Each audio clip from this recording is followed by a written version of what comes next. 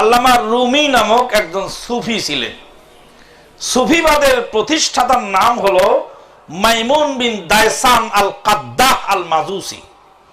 মাইমুন বিন দায়সান আল কাদ্দাহ আল মাজুসি মিশরের ফাতেমীয় শাসন আমলে এই মাইমুন বিন দায়সান আল কাদ্দাহ আল মাজুসি এই খবিস এই সুফিবাদ সর্বপ্রথম এই ইসলামের মধ্যে ঢুকায়। শায়খুল ইসলাম ইমাম ইবনে তাইমিয়া রাহমাতুল্লাহ আলাইহি বলছেন, যতদিন পর্যন্ত সুফিবাদের কুত্তা ইসলামের হাঁড়িতে মুখ দেয় নাই ততদিন পর্যন্ত ইসলাম সঠিক ছিল। সুফিবাদের কুত্তা ইসলামে মুখ দিয়ে ইসলামকে কলুষিত করেছে। মাইমুন বিন দায়সান আল কাদ্দাহ আল মাজুসি হলো সুফিবাদের প্রতিষ্ঠাতা। তো সেই সুফিবাদের একজন গুরু, তার নাম কি বললাম, আল্লামা রুমি।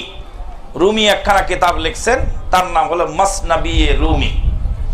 মাসনাবিয়ে রুমি সম্পর্কে আর এক মজনুন, আর এক বহলুল সে বলতেছে, মাসনাবিয়ে হাসতে কোরআন দার জাবানে পাহলবি, মাসনাবিয়ে মৌলবিয়ে মানবী। মাসনাবিয়ে হাসতে কোরআন দার জাবানে পাহলবি, মাসনাবিয়ে মৌলবিয়ে মানবী। ফার্সি ভাষায় যদি কোরআন দেখতে চাও তাহলে ফার্সি ভাষার কোরআনটা তোমরা দেখে নাও। ফার্সি ভাষার কোরআন হলো মাসনাবিয়ে রুমি।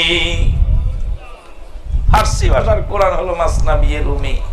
কালকে একজন মুফতি সাহেব এসেছিলেন আমার সাথে দেখা করার জন্য জুমার সালাতে। তিনি খুতবা শুনে আমার সাথে কিছু কথা বললেন।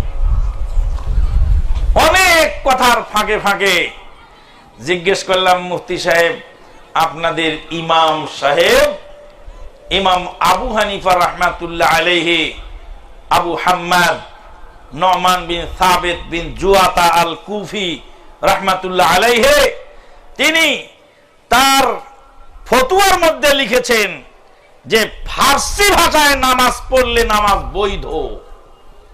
আপনারা ফার্সি ভাষায় নামাজ পড়েন না কেন?